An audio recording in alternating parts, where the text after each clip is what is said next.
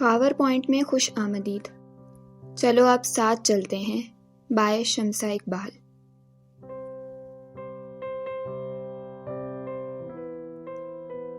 قسط نمبر 53.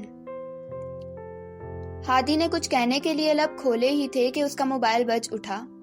اس نے ماہین کا ہاتھ چھوڑ کر کال ریسیو کی اور باہر کی طرف بڑھا. اگلے چند منٹوں میں ہادی نکاح خواں کے ساتھ کمرے میں داخل ہوا تھا. نکاح نامے پر 7 کے سائن ہو چکے تھے تو گویا وہ آ چکا تھا. دوسری طرف ہادی تھا جسے حیدر کی یاد شدت سے آ رہی تھی. اس کے نکاح کا دن، سائن کرتے ہوئے اس کا مسکراتا چہرہ. آہ حیدر، اس کے دل نے پوری شدت سے پکارا تھا. ہادی نے نظر دوڑائی، ماہین کہیں بھی نہیں تھی.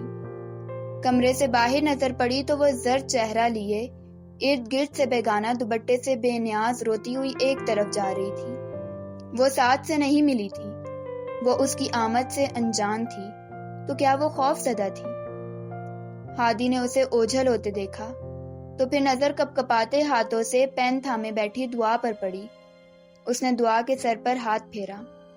دعا نے آنکھیں بند کر کے آنسوؤں کو روکنا چاہا، مگر وہ سمندر تھا، کہاں ان پلکوں کی باڑھ سے رک سکتا تھا. اسے بہنا تھا سو بہہ نکلا. اس نے کپکپاتے ہاتھوں سے پین کی نوک کو نکاح نامے پر رکھا اور سائن کیے. اللہ حافظ. ایک سرگوشی سی اس کے کانوں سے ٹکرائی تھی. مانوس سی خوشبو تھی اور مانوس سی سرگوشی. سائن ہو چکے تھے، سب مبارکباد دے رہے تھے، مگر وہ اپنے ارد گرد ایک نہ نظر آنے والے وجود کو تلاش کر رہی تھی. اللہ حافظ دعا، ایک آخری سرگوشی، اور پھر وہ خوشبو بھی دھیرے دھیرے ختم ہو گئی. اس نے دونوں ہاتھ منہ پر رکھے اس چیخ کا گلا گھونٹنا تھا، خود کو رونے سے روکا تھا. سعدیہ بیگم نے آگے بڑھ کر اسے گلے لگایا. وہ رو رہی تھی. ہادی کی آنکھیں بھی نم ہو رہی تھیں.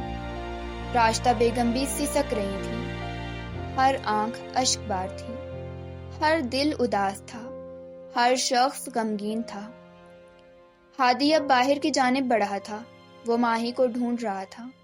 اس نے دیکھا وہ سیڑھیوں سے اوپر جا رہی تھی. ماہی، اس نے پکارا، مگر اس نے جیسے کچھ سنا ہی نہ تھا. ماہی، اس نے پھر پکارا تھا. وہ اب اوپر جا چکی تھی. وہ ٹرانس کی کیفیت میں تھی، کسی روبوٹ کی مانند وہ جا رہی تھی. ہادی لپک کر اس تک پہنچا. وہ ٹیرس پر پہنچ چکی تھی. ماہی کیا ہوا ہے؟ کہاں جا رہی ہو؟ وہ اس کا ہاتھ کلائی سے تھامتے ہوئے کہہ رہا تھا. ہادی، وہ حیدر بھائی، دعا. ہادی، وہ سعد حیدر بھائی.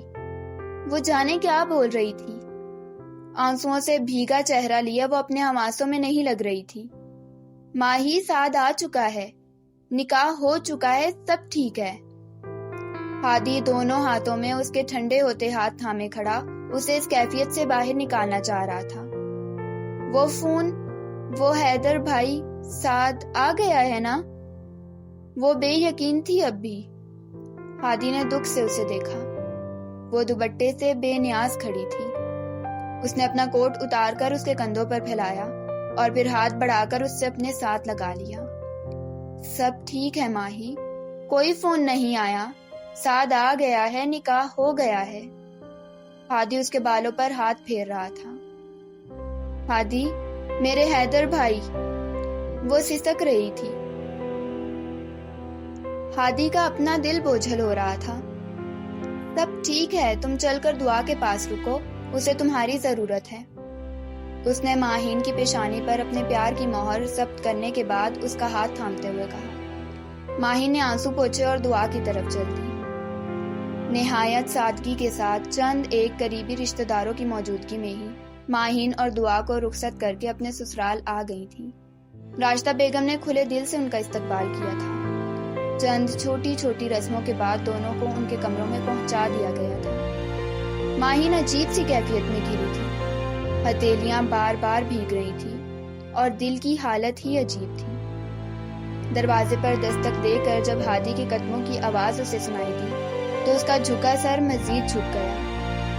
ہادی دروازہ بند کرتا ہوا اس کے قریب آ کر بیڈ پر بیٹھ گیا. زندگی کی ایک نئی شروعات مبارک ہو ماہی۔ مسکراتا لہجہ کانوں سے ٹکرایا تھا۔ ماہین نے سر اٹھا کر دیکھا۔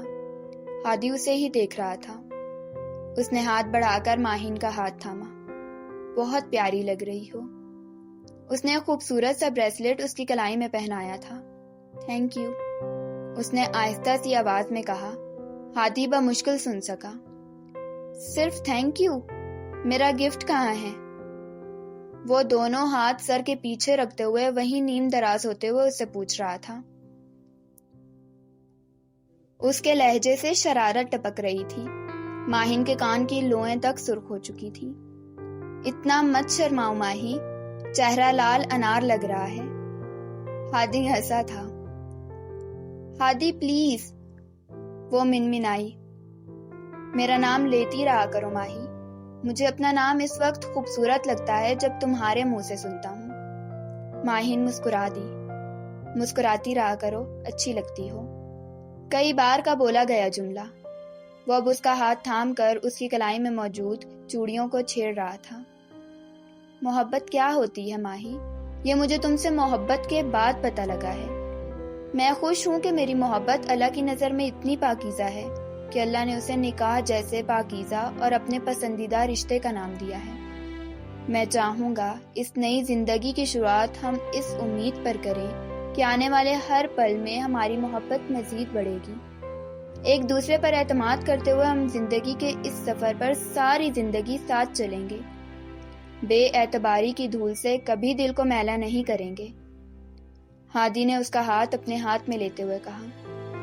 ماہین نے اسبات میں سر ہلایا۔ یہ تم شرما رہی ہو یا بلش آن ہے؟ وہ اس کے گال کو انگلی سے چھوتا ہوا پوچھ رہا تھا۔ ماہین نے خفگی سے اسے دیکھا۔ کیا بھروسہ، میں اسے نیچرل بیوٹی سمجھ کر تمہاری تعریف کر رہا ہوں۔ اب اللہ جانے یہ نیچرل بیوٹی ہے یا بلش آن کا کمال۔ ہادی شرارت بھرے لہجے میں کہہ رہا تھا۔ ہادی، ماہی نے خفگی سے پکارا۔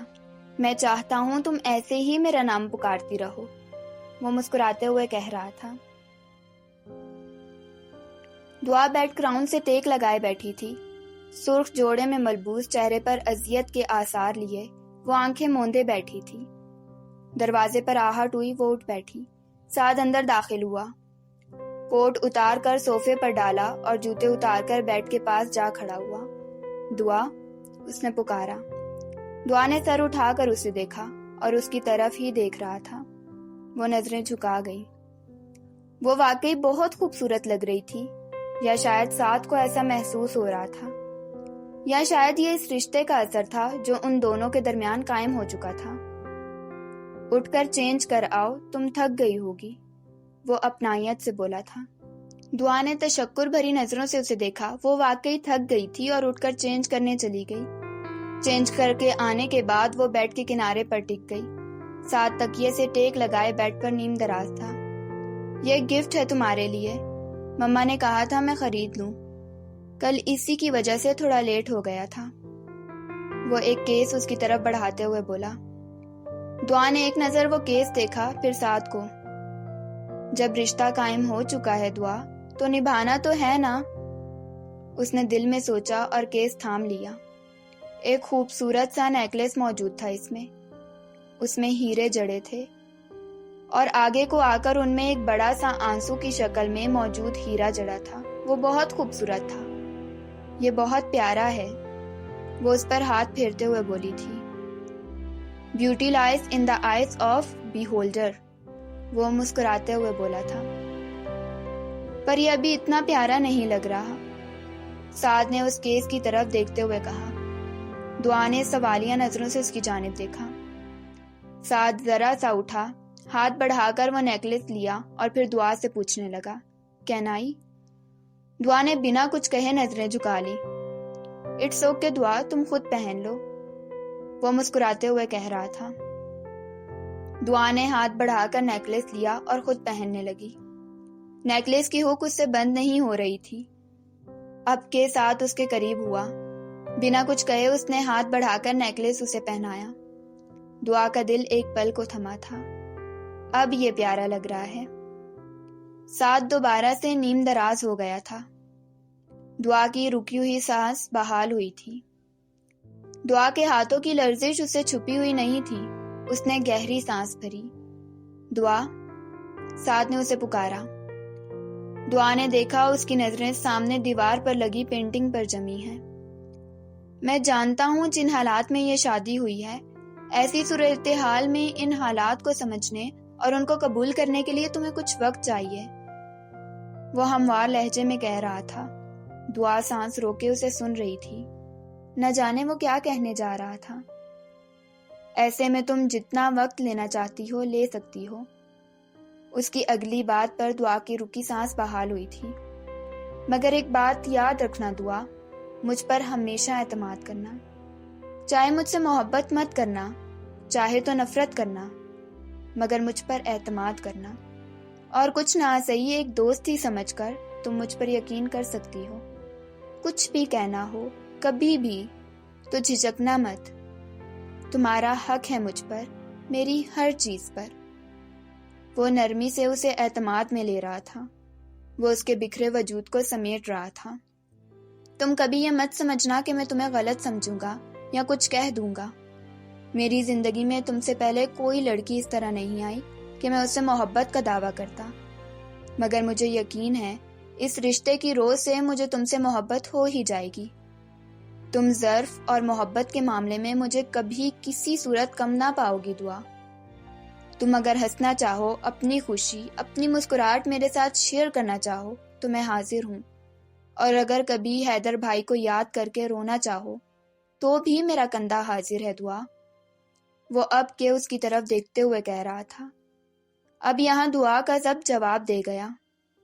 حیدر نے ٹھیک کہا تھا، وہ اسے ایک بہترین شخص کے حوالے کر کے جا رہا تھا۔ دعا کے آنسو بہہ نکلے تھے۔ میں تم سے محبت کروں یا نہ کروں سعد، مگر میں تمہاری وفادار بیوی بن کر رہوں گی، وہ نم لہجے میں کہہ رہی تھی۔ وہ رو رہی تھی، ایک اپنے کے لیے جو اس سے دور چلا گیا تھا۔ وہ آنسو شکرانے کے بھی تھے، ایسا ہم سفر ملنے پر۔ اس نے سعد کے کندھے پر سر رکھا اور ہاتھ اس کے سینے پر۔ اس کے آنسو سعد کا گریبان بھگو رہے تھے، اور وہاں سے ہوتے ہوئے وہ اس کی اعلیٰ ظرفی کے گہرے سمندر میں گرتے جا رہے تھے۔ ہادی لان میں ذیشان صاحب اور راشدہ بیگم کے ساتھ چائے پی رہا تھا۔ سعد ٹیرس پر کھڑا انہیں دیکھ رہا تھا۔ دعا چاہے خوش نہیں تھی مگر وہ مطمئن تھی۔ وہ اس کی ہر چھوٹی چھوٹی بات کا خیال رکھتا تھا۔ وہ اس کا ہر دکھ چن کر اس کی زندگی خوشیوں سے بھر دینا چاہتا تھا۔ نکاح کے بعد اس رشتے میں محبت اللہ کی ذات پیدا کرتی ہے، اس نے سنا تھا، مگر دعا سے شادی کے بعد وہ اس بات پر ایمان لے آیا تھا۔ وہ اسے پسند کرنے لگا تھا۔ اسے دعا کا خیال رکھنا، اس کی ہر خواہش پوری کرنا اچھا لگنے لگا تھا۔ ماہین نے اسے ٹیرس پر کھڑے دیکھا تو ایکسکیوز کرتی ہوئی اوپر آ گئی اور اس کے ساتھ کھڑی ہو گئی۔ آہٹ پر سعد نے مڑ کر اسے دیکھا اور پھر سامنے دیکھنے لگا۔ آپی، آپ اور بھائی ساتھ میں بہت اچھے لگتے ہیں، وہ مسکراتے ہوئے کہہ رہا تھا۔ اللہ تمہاری مسکراہٹ سلامت رکھے سعد، ماہین نے دل ہی دل میں اسے دعا دی تھی۔ کیا سوچ رہے ہو تم؟ وہ گرل کے ساتھ ٹیک لگا کر کھڑی ہو گئی۔ سعد نے ایک نظر لان میں بیٹھے وجود پر ڈالی، پھر گہری سانس لیتے ہوئے پلٹا اور سامنے دیکھ کر کہنے لگا، کیا کسی کو کسی سے اتنی محبت ہو سکتی ہے کہ اس کی محبت سے بھی محبت ہو جائے؟ ماہین جو نیچے بیٹھے ہادی پر نظریں جمائے اسے دیکھ رہی تھی، چونک کر سعد کی طرف مڑی۔ تمہیں حیدر بھائی سے اتنی محبت ہے سعد؟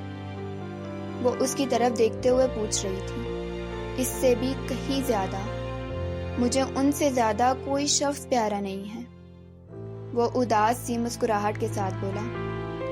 ماہین نے محبت بھری نظروں سے اسے دیکھا، پھر مسکراتے ہوئے بولی، جو بھی ہے، مگر دعا کے سامنے کبھی یہ محبت سے محبت ہونے والی بات مت بولنا۔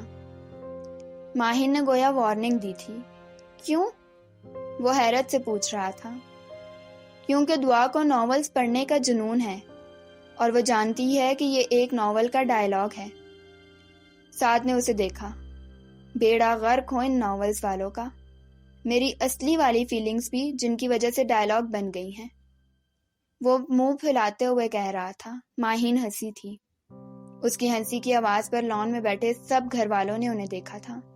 ایک لمبے عرصے بعد اس گھر میں ہنسی گونجی تھی۔ سعد کا پھولا ہوا منہ دیکھ کر ہادی مسکرایا تھا۔ تمہارا فیصلہ صحیح تھا حیدر، اس نے دل ہی دل میں اس سے مخاطب ہو کر کہا تھا۔ تم یہ بات بھی کبھی مت کہنا اس کے سامنے اس کے ناولز کو برا بھلا کہو گے تو وہ ناراض ہو جائے گی۔ ماہین نے مسکراہٹ روک کر کہا۔ سعد دونوں ہاتھوں میں سر تھام کر رہ گیا، جبکہ ماہین ہنستی رہ گئی۔